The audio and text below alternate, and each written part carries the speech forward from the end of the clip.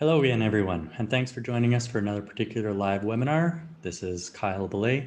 I'm joined by a friend of mine, solution architect Simon Timms of Inventive.io.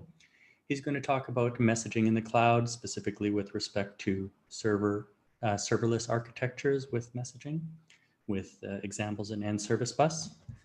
A quick note before we begin, please use the Q&A feature in Zoom to ask any questions that you have during the webinar, and we'll try to address them at the end of the presentation. We'll follow up offline to answer all the questions that we aren't able to get to in the live webinar.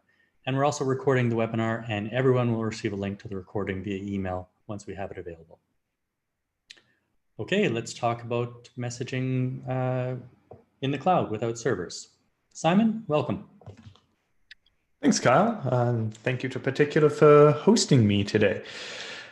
So I wanted to talk today a little bit about messaging without servers, kind of building out messaging infrastructures using cloud-based architectures. So when I originally took Udi's distributed systems course, it was, I think, 2008. So more than a decade ago now, and it was a different time. We were largely building kind of large on-premise deployments, and the messaging options that we had at that time in terms of transport were pretty limited. The vast majority of people that I dealt with were doing messaging on MSMQ and perhaps connecting together 2 or 3 servers in order to get the throughput that they needed. We've seen a lot of changes in that space since then. There's a lot of newer messaging systems or messaging systems that have become more popular in that time. So I'm thinking of things like SQS and Azure Service Bus, and even more direct messaging systems like RabbitMQ and Apache's messaging system. So now a lot of this messaging infrastructure has moved to a place where it is deployed on cloud. Every cloud player has at least one messaging solution. Many of them have more than one. And there are still a lot of companies, though, that are doing messaging kind of in-house. And my feeling is it is starting to become a little bit more difficult to justify running complicated messaging infrastructure in-house. It can be cheaper to do things in-house than out on the cloud, but it is difficult to find the right group of people who can set up appropriate failovers and infrastructure within your own data center such that it would match the reliability that you could have out in the cloud.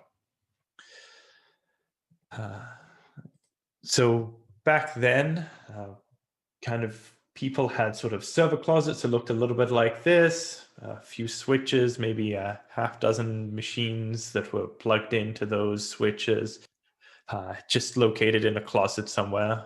For medium and small companies, this made a lot of sense. It was cheap enough and easy enough to run your servers. Reliability kind of took a back seat to just getting something out there.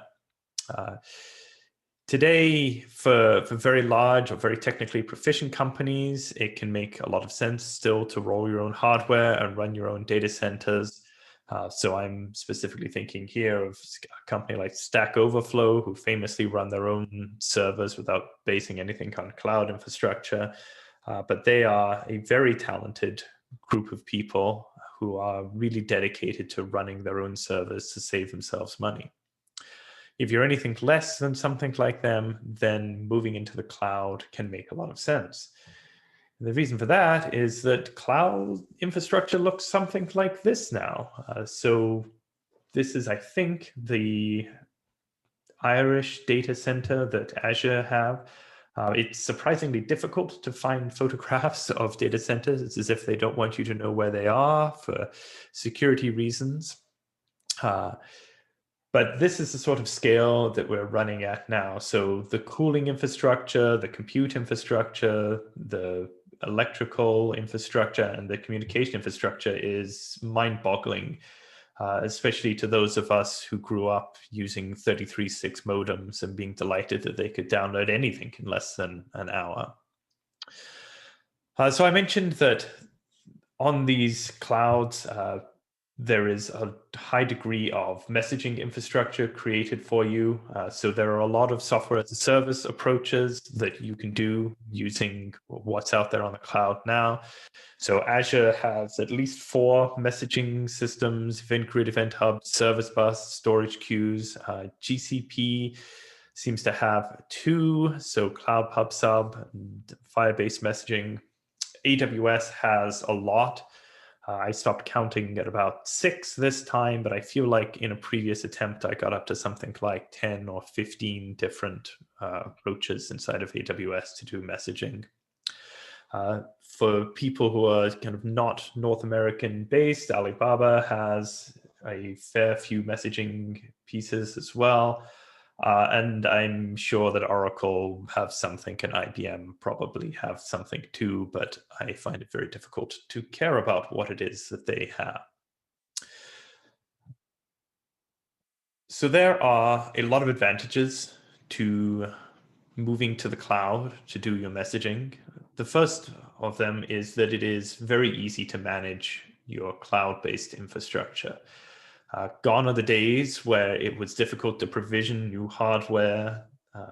I remember starting on projects years ago in companies where the very first thing that we would do, knowing that we had to be live in 6 months, was ask for hardware to go live on, and it would take us the entire 6 months to negotiate with the IT group that we in fact needed hardware and that we would like it provisioned. Even if they were provisioning just a virtual machine for us, it could definitely be 6 months worth of work to get it there. Now it's just the click of a button to set up messaging. And the messaging that you do set up is really well designed and reliable in the cloud. So the reliability that we see now on cloud messaging gives us 4, 5, even 6 nines of reliability in the cloud. It's highly unusual now to lose messages anywhere unless it's something that you have explicitly done wrong. There's great support for dead letter queues in the transports. Many of the transports, like Azure Service Bus, support pub sub semantics, which makes building messaging systems a lot easier than trying to build messaging systems on top of something like MSNQ, where you really needed to struggle hard to set up some sort of a pub sub system. Because the environment that you're running the messaging in is known to the cloud providers, it enables taking great advantage of some of the features of the cloud. So being able to fail over, being able to transport messages between different regions, different data centers, and just some of the constraints that you might see in a local development, local deployment, you're not going to have out in the cloud. It's going to be more reliable than anything you could build on premise. And even if things do fail in the cloud, it tends to be in a way that they fail over and you don't end up losing any messaging. And the APIs that are provided by the cloud providers are excellent. So there are wonderful APIs and documentation for sending SQS messages from any language you can imagine, with huge throughput, and then receiving those messages on the other end. The messages can be nicely deserialized for you and provided in a fairly standard way. And of course, all of these applications, all of these queue systems integrate tightly with other services on the cloud. So if you think about something like Azure Event Grid, it integrates with services on Azure so that you can take advantage of things that are happening in Azure and have your application react to those. And if you need to receive messages, chances are that there are APIs built out already for receiving those messages, and it makes it a lot easier for you. There's fewer things for you to have to worry about. So completely unscientifically, this is my feeling about what the sort of average NServiceBus customer was about 5 years ago. Everything that they had was deployed on premise. Hardware provisioning was pretty fixed. If you were running messaging, you would tend to have a cluster of, I don't know, 10, 20, 30 machines, something like that, that you would run your messaging on. And that would be all that you would run it on all the time. So there was no sort of like dynamic provisioning or turning things up or down depending on the time of year. And that's simply because you needed to build out your load such that your hardware could handle the highest degree of load that you're going to get for the entire year, because you don't want to be in a situation where people are waiting a long time for messages to move through the queue. So you need to have beefy hardware, even if 80% of the time it goes underutilized. The transports that were being used were sort of in-house transports. I mentioned already that MSMQ was very popular years ago. SQL transport, also RabbitMQ, perhaps on-premise as well. And then equally unscientifically, my feeling is that in 5 years' time, we're going to continue to see a shift away from on-premise for most customers into more of a cloud-based environment.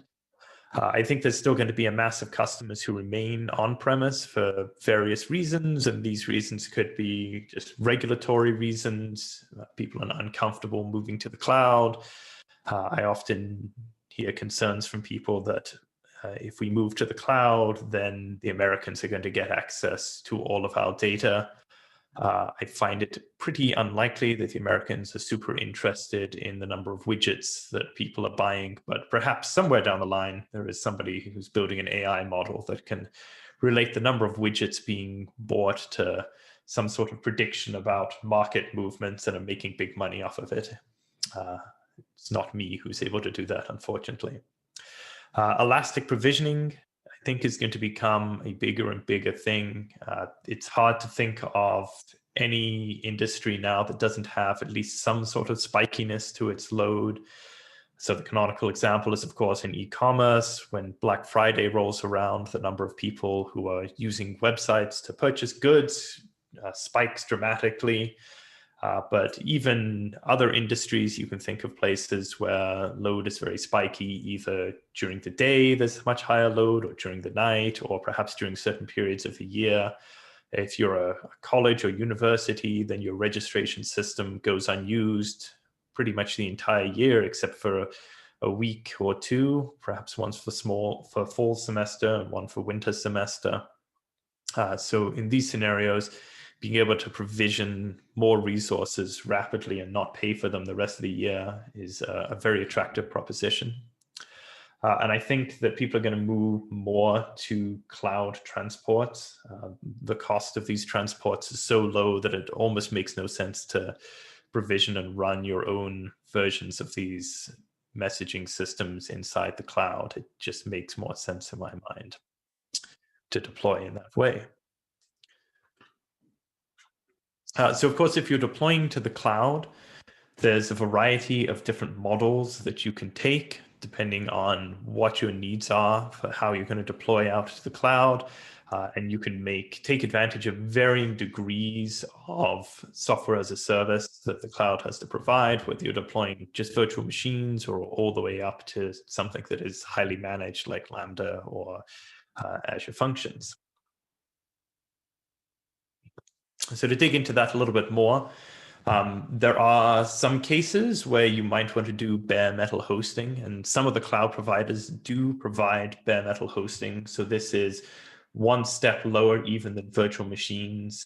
They will just provision you a box in the cloud on which you can run your code. It is pretty unusual, I think, for people to use bare metal hosting. I have not run into a situation yet where I have felt the need to do it, but there are some cases. So if you really need to have fine-grained control over performance, then this is an approach that you might take. If you're migrating legacy systems that rely on certain super low-level APIs that might not work in virtual machines, this could be a place you would use it. And then possibly if you're really tuning a database that's designed to run on top of an actual disk rather than on top of virtualized disks, then you might gain some performance from running on bare metal. Taking a step up from there, virtual machines. So again, this is a fairly low-level concept that is provided for across every single cloud. I mean, this is basically just the way that you would run it in-house. So you would stand up a virtual machine with Windows or Linux on it and install whatever it was that you needed to run directly on that machine. So conceptually, you could install your messaging infrastructure on this too. You can install your RabbitMQ, or you could just install handlers on all of these machines to process messages.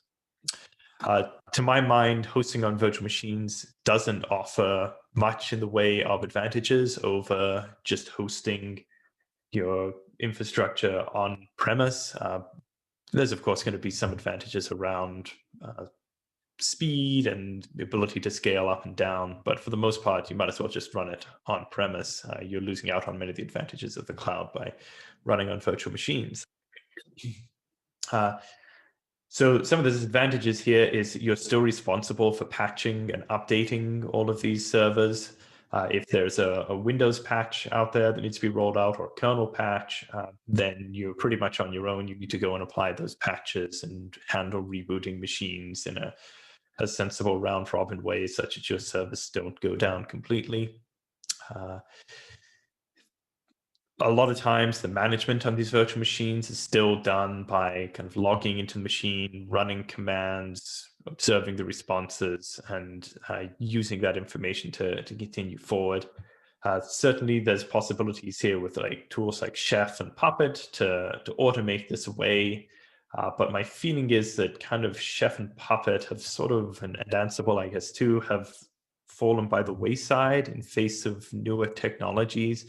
I don't hear much chatter about those technologies anymore, certainly not as compared to, say, 5 years ago, when I heard a lot more about it. It's pretty difficult still to scale in a granular way on virtual machines. So it tends to be that virtual machines are quite large tools. So when you scale them up, you take pretty big steps, adding an entire CPU, adding 10 gig of memory at a time, those sorts of things. So that sort of scale, the really granular scale of being able to scale up individual services, individual endpoints, is probably a bit difficult on virtual machines. Certainly when I have deployed something like NServiceBus out to virtual machines in the past, our tendency has been to deploy multiple different event handlers, multiple different endpoints to a single virtual machine, just because we have a lot of room on those machines to play. And that means that when we go to scale it, we're probably scaling services that don't need to be scaled, as well as services that do need to be scaled out. The startup time on virtual machines is also pretty high. I mean, I guess it's laughably high when you compare it to the 6 months to provision a server from traditional IT, but we are still talking kind of 2 to 3 minutes to provision a new server, which can be a long time if you're starting to see queues back up and you need to get on top of it. There is, of course, Kubernetes. I should say perhaps containers instead of Kubernetes, but Kubernetes seems to have the majority of the mind share these days. There are certainly other tools that you can use to run containers out in the cloud, DCOS, and then various things native to different cloud providers. But most of the time now, when I see people orchestrating containers, it tends to be with Kubernetes. So the nice thing about these containers is that they deploy significantly faster than virtual machines. So the startup time that used to be 2 minutes is now closer to 2 seconds, which is a really nice advantage to being able to stand up containers that quickly. They reduce the kind of granularity of the things that you're deploying. So it means that you can get much closer to that point where you have one endpoint on one container. And now you can make much smarter decisions about what it is that you scale up. So if you're seeing a lot of load on perhaps the login service, but not a lot of load on the service used to send people email, then you can just scale that individual set of containers up. And you can set all of this stuff up in Kubernetes to scale automatically to spin up containers, spin down containers whenever you need them, whenever the load demands it of you.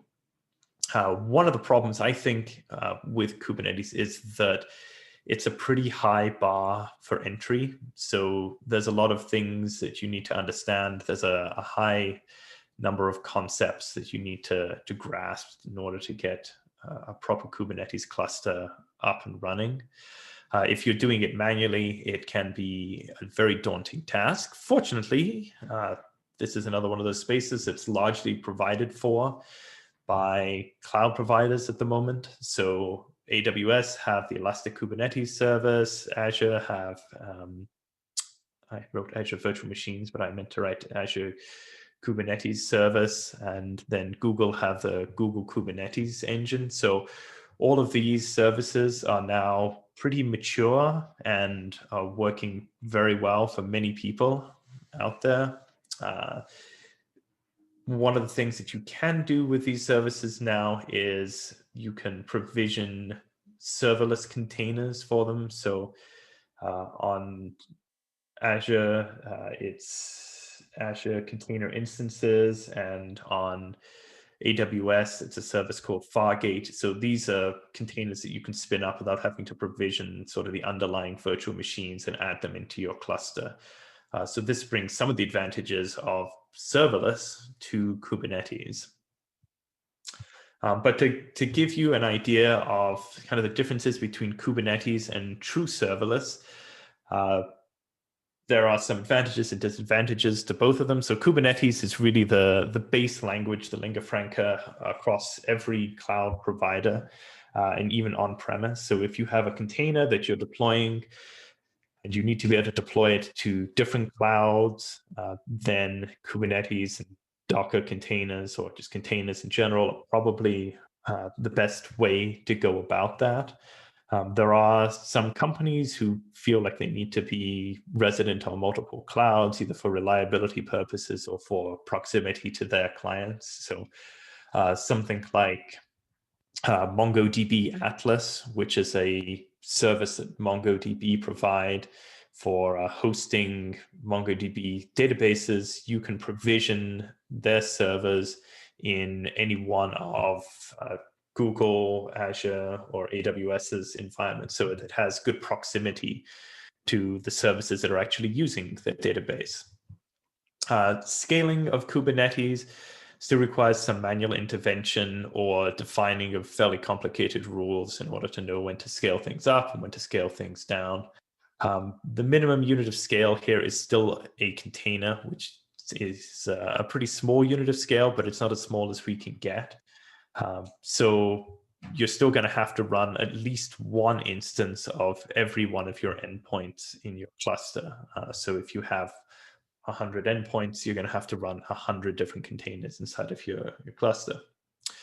Serverless has some advantages too. So although it is not transportable between different cloud providers, so everybody has a slightly different set of serverless functions, it does tend to provide deeper integration with the cloud providers.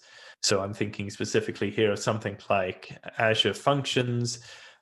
You can set up Azure Functions very easily to talk to Service Bus, to talk to storage, to talk to storage queues, those sorts of things. And a lot of that plumbing is sort of taken care of for you, so you don't have to worry about it quite so much.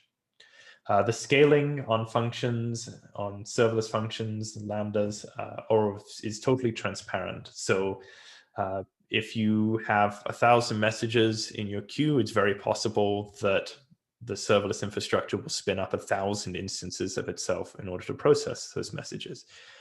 In fact, I actually was working on a bug that we had last week related to this. So this was on AWS. We span up a bunch of messages and sent them out into a queue. Unfortunately, we I think we had some bugs in a couple of different places in that application. We ended up sending 20 times as many messages as we meant to send. And the way that we were processing the messages was very, very slow.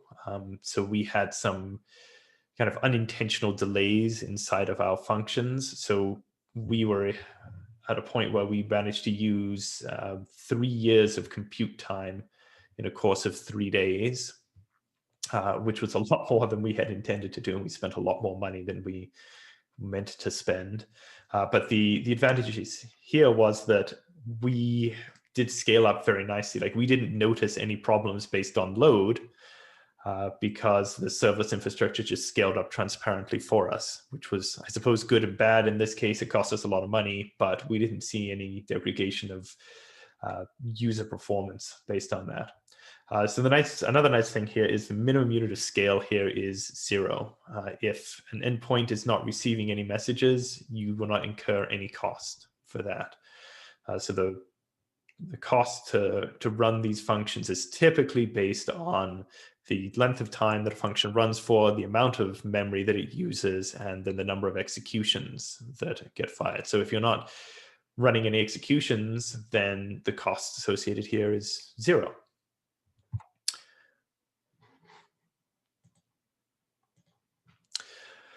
So there are a number of places that I think serverless is a great fit inside of organizations. The first one of these is low throughput endpoints. So I'm sure that you have endpoints inside of your system that get fired very infrequently. So things like maybe sending emails only happens once a day, or if you're doing month-end processing, there could be events that are only fired once a month. As it stands right now, you might have to have endpoints stood up and consuming resources for an entire month just to receive that one message that comes in on the 30th of the month. Because there's no cost associated with running functions if they're not actually executing, this is a fantastic place to use serverless endpoints. It really saves costs. It's also really nice for doing scenarios like doing a startup where you might only have 2 users in the first little while. You don't want to stand up big hardware infrastructure to serve your 2 users. Being able to set stuff up on serverless is a much nicer approach. And so doing things on Kubernetes or on virtual machines, you're going to have that minimum load level that you need to pay for. Another place that is handy here is doing unpredictable load. So if you are deploying new services and you're unsure of what their load is going to look like, especially if you're deploying services that have variable load throughout the year, it's difficult to predict what the load is going to be. So it's difficult to know where you need to scale to. So you can deploy it out using a serverless infrastructure, and you pay just per execution.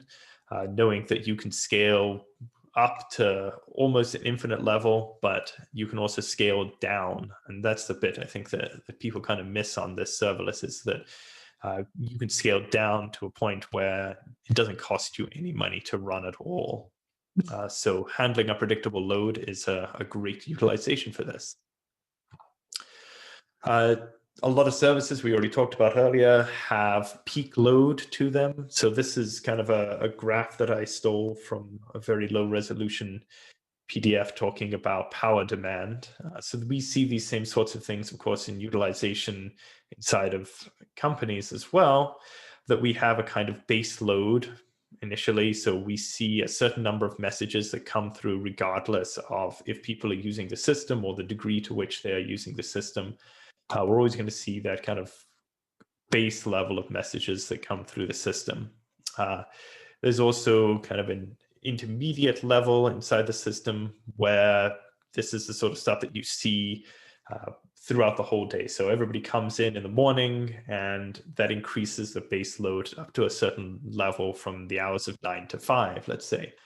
And then there might also be some peaks that we see that go even above that. So we might see peaks here for when people log in, there's a momentary jump in the number of users on the system or on the demand of the system. So if you are running just a base load on your system, you might want to run this on virtual machines, because overall it is probably going to be cheaper to use virtual machines than to use a serverless approach.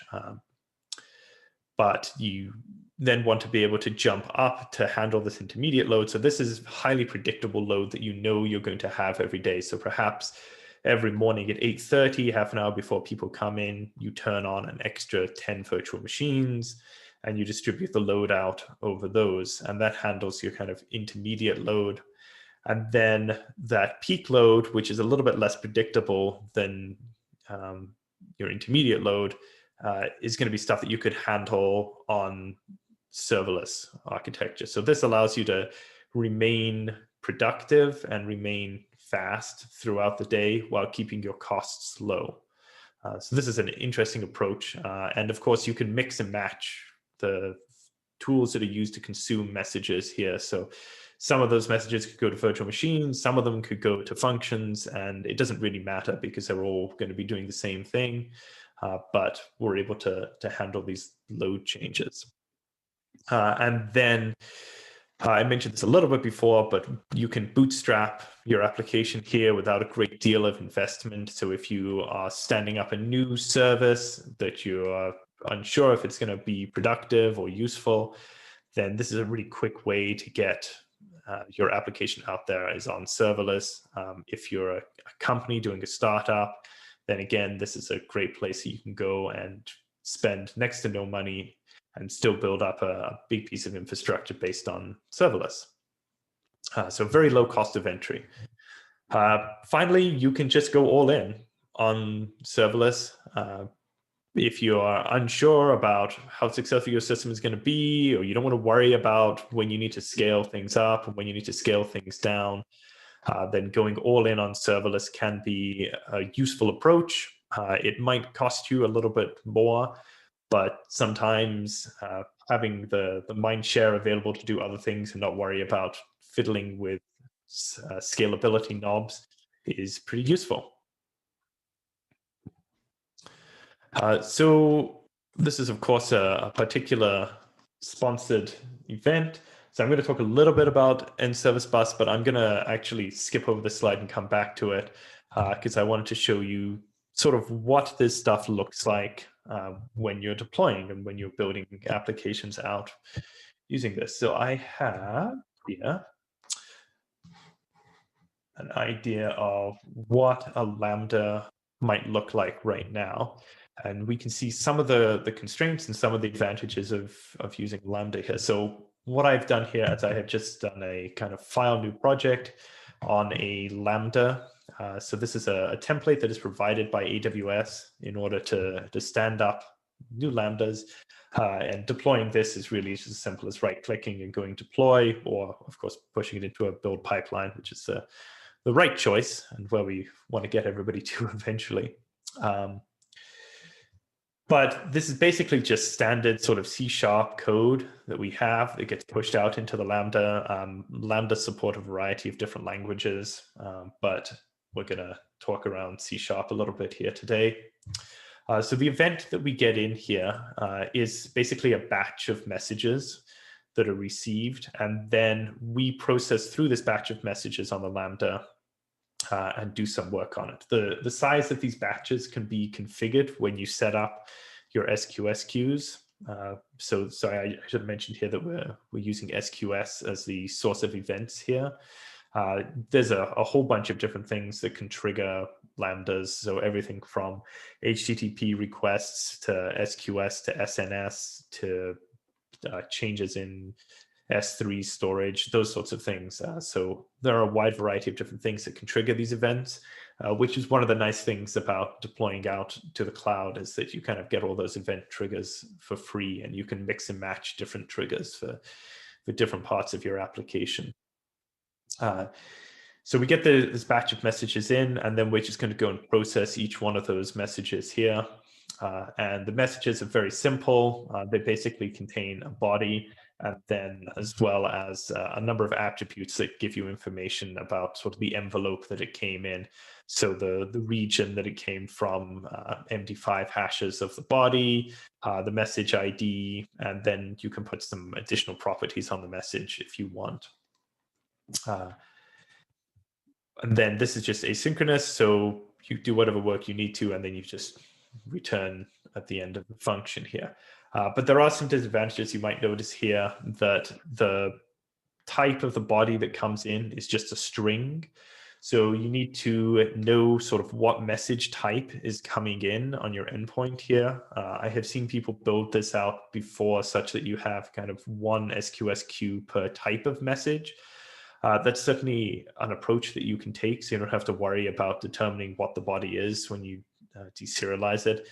But that does mean that you end up with like a lot of queues, and everything is super fine grained. So you end up looking at a lot of queues to try and diagnose problems. The sort of NServiceBus approach is closer to, you would have a queue and you would have multiple different message types that might be processed by that queue. If you need to send additional messages within here, then you have the responsibility of kind of newing up your own SQS client and sending the messages. Anything to do with serialization, deserialization, you're responsible for. So there is some work here that you need to do in order to set up messaging. But that being said, this is a very quick and easy way to set up a message handler. There's almost no ceremony around this. I haven't put in any special startup code or anything like that. This just deploys and works nicely. Flipping over to Azure Functions, their approach is pretty similar here to the way that we saw it inside of Lambdas. Azure Functions are a little bit more tightly integrated with the cloud itself, I suppose. So while over here in the Lambda, you could actually get in any sort of event here. So the C# code claims that it's an SQS event, but you could actually have this thing fired from a variety of different messages.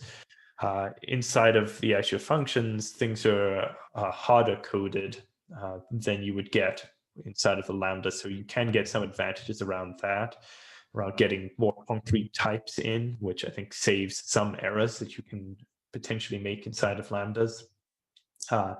There's also better integration with outgoing messages inside of Azure Functions. So if you need to write to another queue, or you need to write to storage or Cosmos DB or something like that, then there are triggers and outputs that you can use inside of your Azure function that make that a little bit easier to do. But for the most part, you have the same sort of problems here, that you're getting in a queue item and you need to handle deserializing that yourself and understanding what the message is and what the properties are and how to handle that message yourself. So this is kind of the way of setting up serverless on different clouds. But some of the advantages that you can get from NServiceBus coupled with this, I think, are worth exploring. So recently, Particular has put out 2 pretty interesting packages in my mind. Well, maybe even 3 interesting packages in my mind related to doing serverless handling of messages. So I always think of this as a funny story, that I talked to Sean Feldman, who's one of the developers on the Azure Function side for Particular, about this concept maybe 2 years ago. And I said, Sean, there's no way that you can possibly do this. The startup time on NServiceBus is too long. It's going to cost a fortune to run it on functions. And he's completely proved me wrong on that. So startup time is now milliseconds. And I'm super impressed by the work that he's done on this. But if we were to look at kind of the Azure Service Bus based method of doing NServiceBus integration, this is a very simple example here of what this would look like. So this is just a way of setting up NServiceBus to tie into Azure Functions. So you give it sort of the same stuff that you did without NServiceBus, but now you just receive the message in and you immediately hand it off to the NServiceBus processing infrastructure. So this means that it will handle things like deserialization for you. It will handle sensible retry policies. It will handle dealing with batches of messages, which is less of a problem on Azure Functions than it is inside of Lambdas. Because if you remember Lambdas, we get back in a bunch of messages here in a batch, and it poses questions like, what happens if I process 6 of the messages in this batch, but the remaining 4 messages fail? What do I do then? How do I retry just those 4 messages that failed? So once you've handed it off to NServiceBus, it makes things a little bit easier from that point of view. NServiceBus also handles being able to send new messages and do event subscriptions and those sorts of things. So there is a great deal of advantage in my mind of using NServiceBus on top of something like Azure Functions or on top of something like Lambda. It takes care of a lot of the plumbing code for you, which can be one of the problems with dealing directly with things like Azure Service Bus or SQS, is that there are a lot of kind of interesting edge cases inside of those transports that make it difficult and that increase the amount of understanding that you need to have of those transports before they're useful. So a good example of that is SQS message timeouts. So you can delay a message inside of SQS so that it is delivered later. So you can think of this as something like a timeout where you say, I really want to send this email, but I don't want to send it now. I want to send it in 15 minutes or in 20 minutes time. So you can delay the delivery of that message. But SQS only allows you to delay messages for 15 minutes. Why 15 minutes?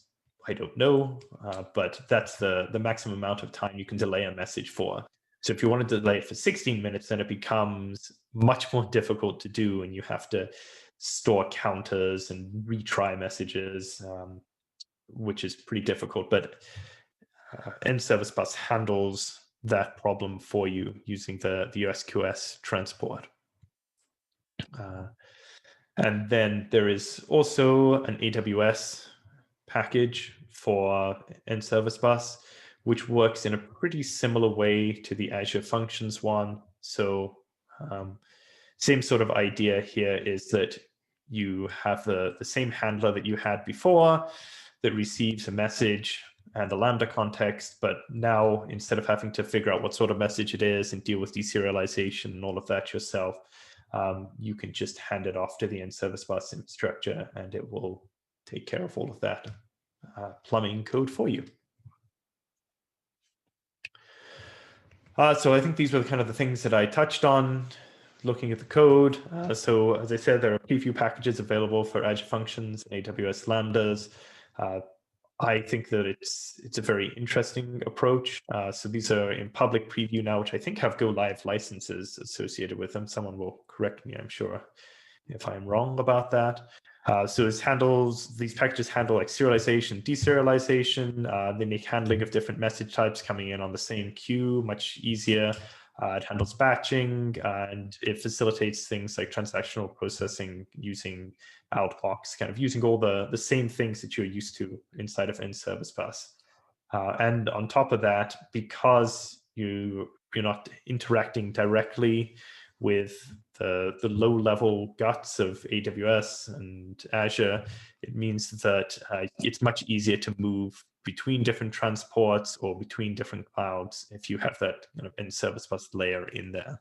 It's still going to be a little bit of rewriting if you're jumping between clouds, but the abstraction that NServiceBus provides over these clouds is very useful to my mind. So there are some gotchas, of course, to doing serverless. There's no free lunch anywhere out there. One of the problems that I have seen is that you might scale your serverless functions beyond the capability of other services.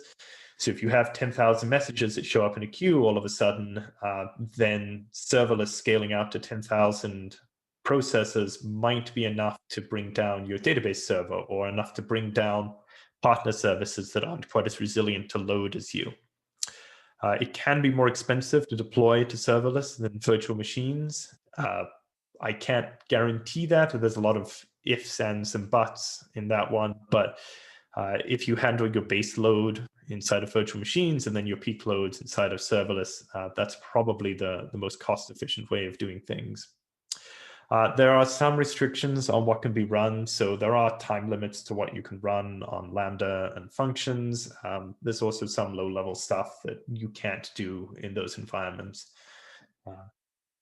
So that's just something to be aware of. So things like talking to external services can be a little bit trickier in those places, writing files to disk, doing big processing.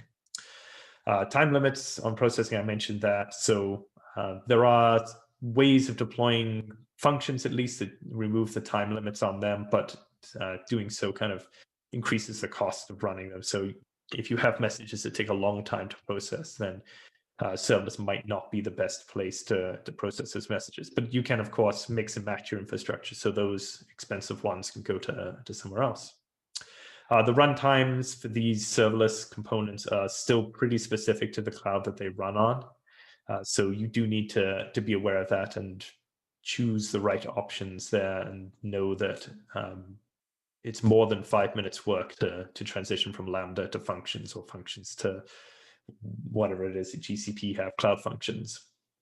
And then some of the stuff around messaging can be a little bit tricky. Understanding the transports can have some limitations. So you just have to know things like, what are my maximum message sizes? How long do messages live? Are there any concerns with setting timeouts on messages? Those sorts of things. And then the pricing of NServiceBus has changed relatively recently to be a lot friendlier to this sort of thing. So I don't remember exactly what the licensing used to be like for NServiceBus, but it used to be based on kind of like cores that you were processing on, which is obviously a very difficult metric to use if you're doing serverless. So the latest way of building pricing for NServiceBus is a lot friendlier to that.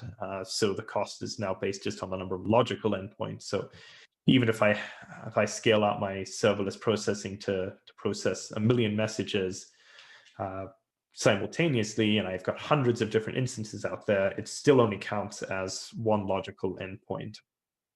And then there's a cost just per number of messages that are processed every day. So I think that was kind of everything that I wanted to talk through here. I know we have some questions that have been coming in, so maybe I'll hand that over to our moderator to pass some questions through. Yeah, that would be my cue there, Simon. I do have some questions that have come in. When would you suggest that you use NServiceBus with serverless, either AWS or Azure functions, versus straight ahead Azure functions or Lambda on its own? So certainly if there's already an investment in NServiceBus, it makes a lot of sense to me to continue to invest in NServiceBus and use that on top of functions. If you're processing messages that are very simple, you don't have complicated orchestration things, so messages don't interact with messages, don't cause other messages, then doing it directly in functions is an A-OK way of doing things. But as soon as you start sending messages and replying to messages and then sending events and those sorts of things, I feel like the advantages of NServiceBus start to pay for themselves very quickly. Okay.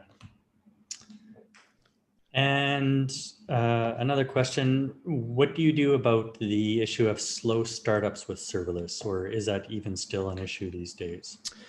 Well, the NServiceBus startup time is very fast. Serverless itself, depending on which tier you have and which provider you have, startup can be pretty quick. Once applications are started, they tend to stay memory resident for a while.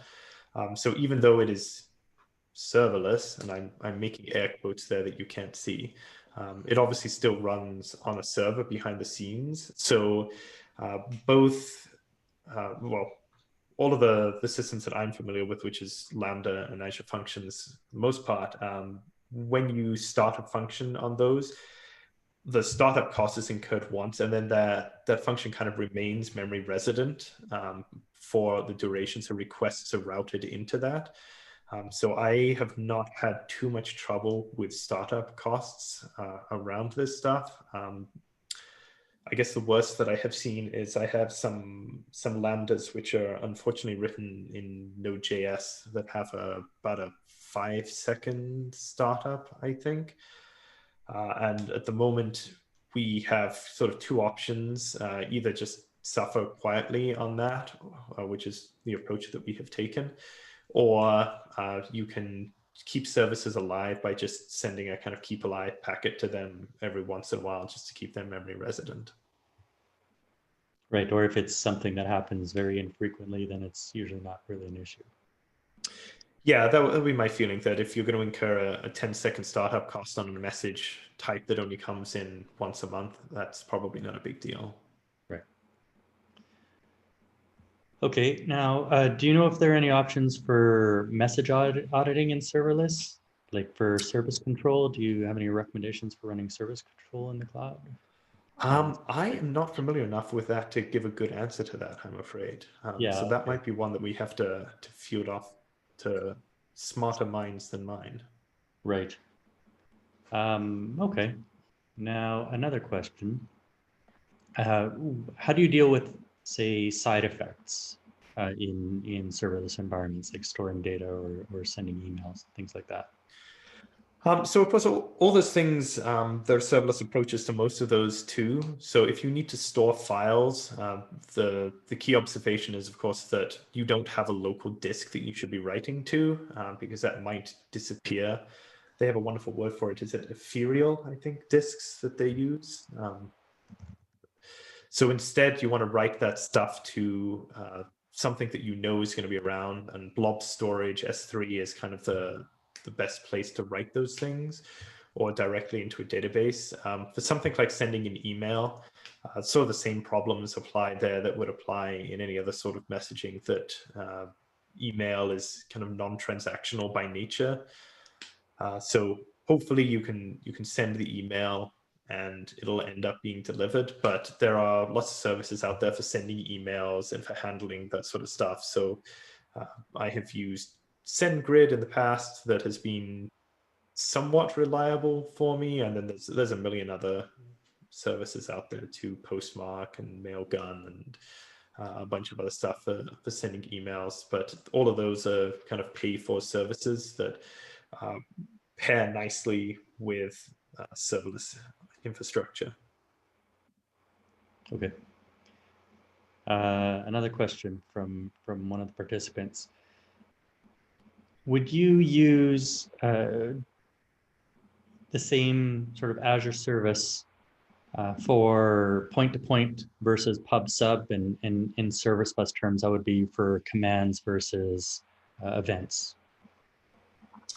Yeah, I think you could use the same function for that. Would you, for example, if you would you recommend using, say, Azure, I'm not familiar, Event Grid, for example, for publish subscribe, or for example, Azure Service Bus for the commands, for the point-to-point side? Or is it like using a different transport for different kinds of messages? Yeah. I think that you could, but it probably adds a lot of complexity to your system. It's going to be a lot easier if you just have a single transport. You don't have to worry about the semantics of one transport then. I mean, I was talking with somebody on Twitter, who's probably even here in the audience, about choosing between Azure Service Bus and Azure Storage Queues for messaging. And his concern was that Azure Service Bus it's a really big hammer. So it solves a lot of problems. And at least in his case, the best approach was to use something like storage queues, which is a cheaper but less capable service. But some of that kind of lack of capability is smoothed over by using NServiceBus on top of storage queues. But yeah, I don't think I would mix and match transports unless I had a really compelling reason to do that. Right. Now you mentioned a number of different transports that you can use with cloud messaging. How do you pick the one that's right for you?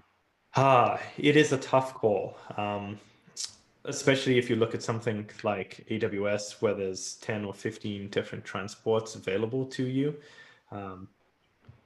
If you need something that has kind of pub sub semantics, then a lot of those services are not going to work for you. So SQS does not have pub sub semantics. Storage queues on Azure does not have pub sub. So if for people who haven't used publish subscribe before, the idea is that SQS is kind of a point-to-point messaging system. So you send a message and it is received once and handled, whereas pub sub, you can send a message and then have multiple things subscribe to that message and act on it. So if you were raising an event inside of your system like email sent, then you might have 4 or 5 different services that are really interested in when an email is sent and will want to subscribe to that message and react to it. So that's one of the things you need to consider. And then there are some cost considerations around it that are worth considering too. But for the most part, it's going to really depend a lot on your situation, that you want to be careful and kind of examine your options right off the bat. And that's one of the nice things about using NServiceBus on this too, is that if you decide to use transport A and then change your mind later to transport B, it tends to just be a quick change to a configuration. Okay. Now, I think this is the last one. I'll have to double check. How do you manage resiliency when the transport's not available in the cloud? So when there are failures in the actual transport itself, so first off, I think the reliability of messaging queues and messaging services in the cloud is fantastic. But of course, you don't assume that things are around all the time, which is one of the nice things about queues, is that you can put messages in there and process them as services return online. But if your transport itself has fallen down, then I think you have to approach that in the same way that you would on premise, which is maybe storing the messages locally and waiting for queues to return and then sending them there, or rejecting messages from users and just failing outright when you can't talk to the distributor of those messages. So that's tough, and I'm hoping that it's something that doesn't come up too often, that those highly resilient services fall down. But basically the only answers in those cases are save it and send it later, or just fail outright. Okay, great. And how do retries work with Azure Functions? So with Azure Functions, it kind of depends on the way that you have everything configured, but the same sort of idea that if you're just using kind of raw Azure Functions instead of NServiceBus on top of Azure Functions, you fall back to whatever the retry logic is available within your transport. So that's largely configurable. So for something like Azure Service Bus, you can set up a retry policy within it, and you can say like, hey, receive this message 3 times, and if the message is not processed, then move it into an error queue. And the same sort of thing can be set up, I think, within Azure storage queues. So kind of this retry stuff works out of the box in the same way that you would expect it to with other transports, that you do get configurable number of retries, and depending on your underlying transport, you can even configure things like delays between retries and those sorts of things. Okay, great.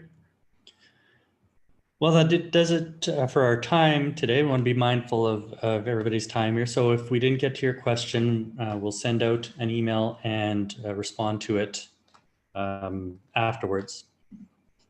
So I forgot to do so earlier, but I also want to apologize for the mix-up with the time zone earlier if you were affected by that. I spent the good part of an hour trying to think of a decent excuse, but couldn't come up with anything other than maybe a vague reference to killer bees or something. But that's our time for today. And Simon, I want to thank you for preparing this, and For the benefit of our participants, Simon is a solution architect for Inventive.io, which is a consulting and training company based in Austin. He's also a member of our Particular Champs program, so thank you, Simon. And thanks to everyone who joined us today. You will receive an email within the next week linking to the recording once it's prepared. So on behalf of Simon, this is Kyle Belay saying goodbye for now, and we'll see you at the next Particular live webinar, which we've tentatively scheduled for early in the new year. So keep an eye on the website or your email for details on that. Thank you.